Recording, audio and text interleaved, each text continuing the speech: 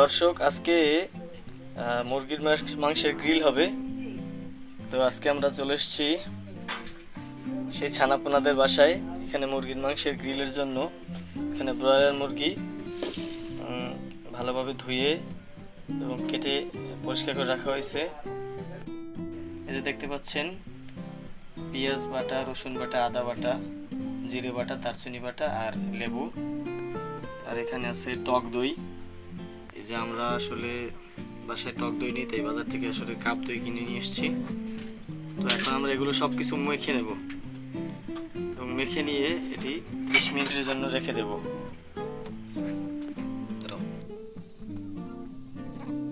দর্শক দেখতে পাচ্ছেন, প্রথমে পেঁয়াজ বাটা পরিমাণ মতো, তারপরে রসুন বাটা পরিমাণ মতো, এরপরে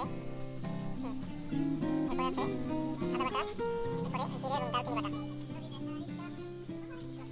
এরপরে পরিমাণ মতো লবণ দেওয়া হচ্ছে। আপনারা আপনাদের সুবিধা মতো যেটুকু প্রয়োজন সেটুকু লবণ ব্যবহার করবেন।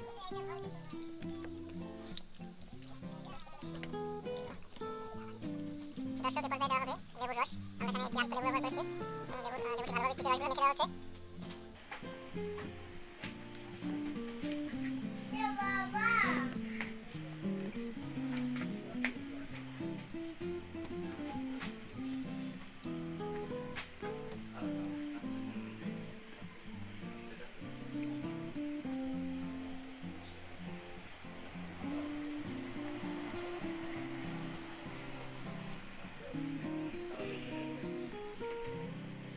এই যে দেখতে পাচ্ছেন, ছানাপোনা রেডি।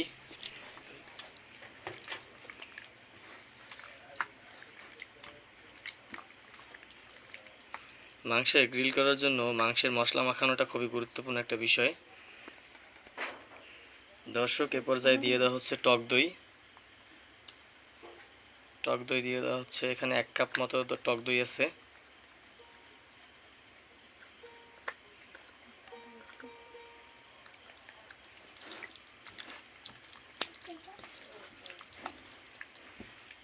আমরা এখানে এক্সট্রা কোনো চিনি ব্যবহার করব না, যেহেতু বাজার থেকে কেনা কাপের টক দই, এর ভিতরে কিছু পরিমাণ চিনি আছে।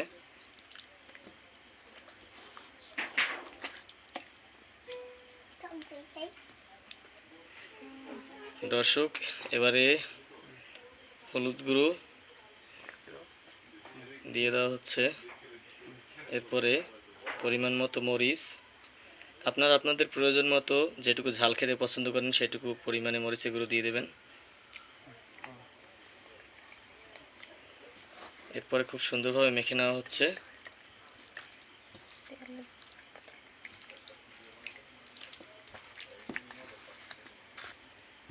দর্শক, এ পর্যায়ে দেওয়া হচ্ছে সাদা তেল। আমরা এখানে সয়াবিন তেলটি ব্যবহার করেছি, আপনারা চাইলে সরিষার তেলও ব্যবহার করতে পারেন, এটা আপনাদের সুবিধার জন্য। আমরা এখানে অল্প পরিমাণ তেল ব্যবহার করছি এবং গ্রিল করার সময় যেহেতু আমাদেরকে তেল ব্রাশ করতে হবে, তাই এখানে আমরা অল্পই ব্যবহার করেছি। দর্শক, আমাদের মাংসটি মেখে নেওয়া হয়ে গেছে। এখন এটিকে আমরা 30 মিনিটের জন্য ঢেকে রাখবো, যাতে সকল মশলা এবং হলুদ, মরিচ, তেল এগুলো আসলে মাংসের ভিতরে ঢুকে যায় ভালোভাবে। তার জন্য আমরা 30 মিনিট এটিকে ঢেকে রাখবো। তো দর্শক, ফিরে আসছি ব্রেকের পরে।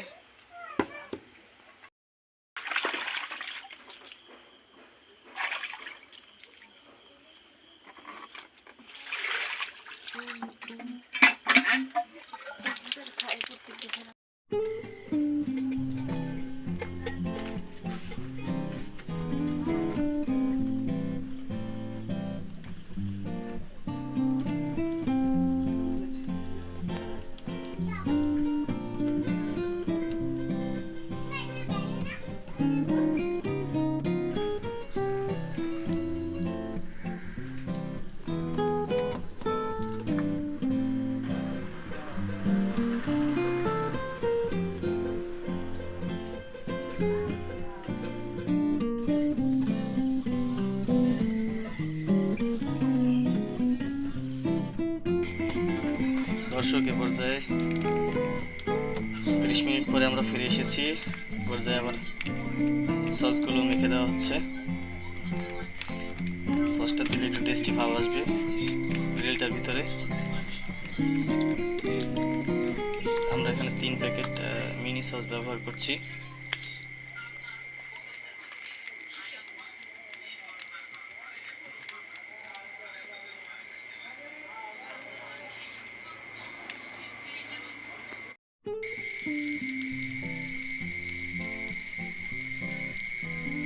দর্শক, এ পর্যায়ে আমরা মাংসগুলো গ্রিল করার জন্য নেটের উপর দিয়ে দিচ্ছি।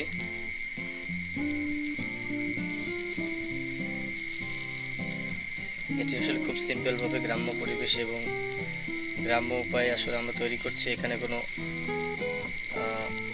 নাটকীয়তা বা ভিআইপি তেমন কিছুই নেই। আমরা খুব সিম্পলভাবে এই জিনিসটা তৈরি করছি। আপনারা চাইলে এভাবে তো সহজেই তৈরি করতে পারেন।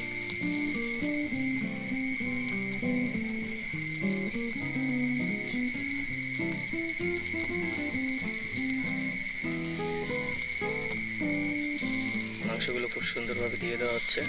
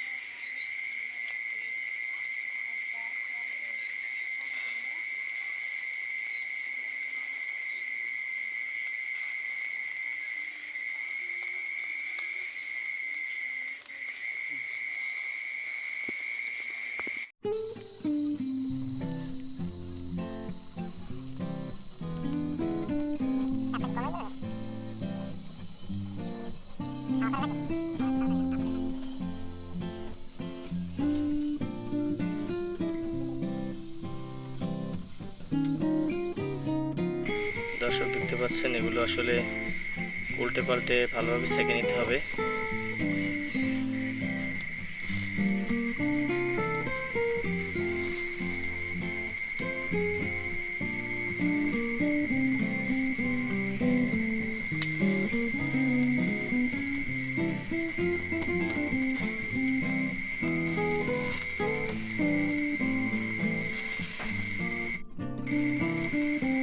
দর্শক, বড় রানের পিসটা উল্টে দেওয়া হয়েছে, দেখতে পাচ্ছেন একটা পাশ কি সুন্দর প্রায় হয়ে এসছে।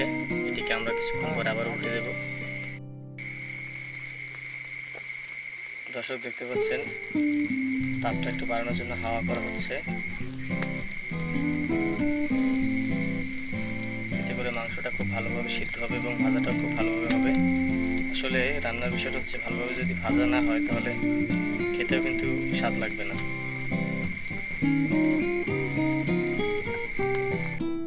দর্শক, দেখতে পাচ্ছেন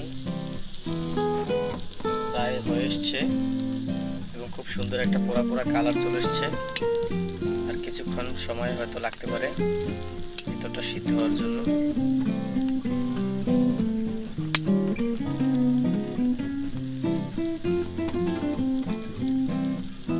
আসলে গ্রামের সকলে মিলে এরকমের আনন্দঘন পরিবেশে একটা মুরগির গ্রিল খাওয়ার একটা মজাই আলাদা।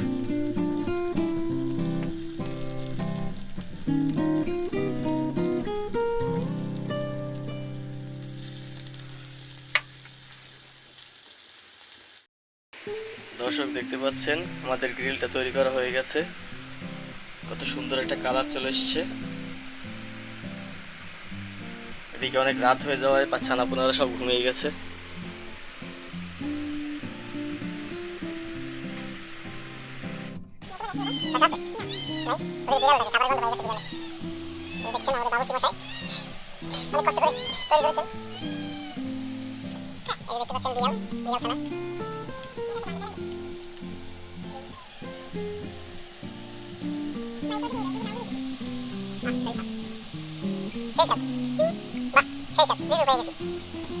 তো দর্শক, আমাদের ভিডিওটি ভালো লাগলে অবশ্যই একটি লাইক দিয়ে পেজটি ফলো করে দেবেন এবং বন্ধুদের মাধ্যমে শেয়ার করে দেবেন এবং সুন্দর সুন্দর রেসিপি পাওয়ার জন্য।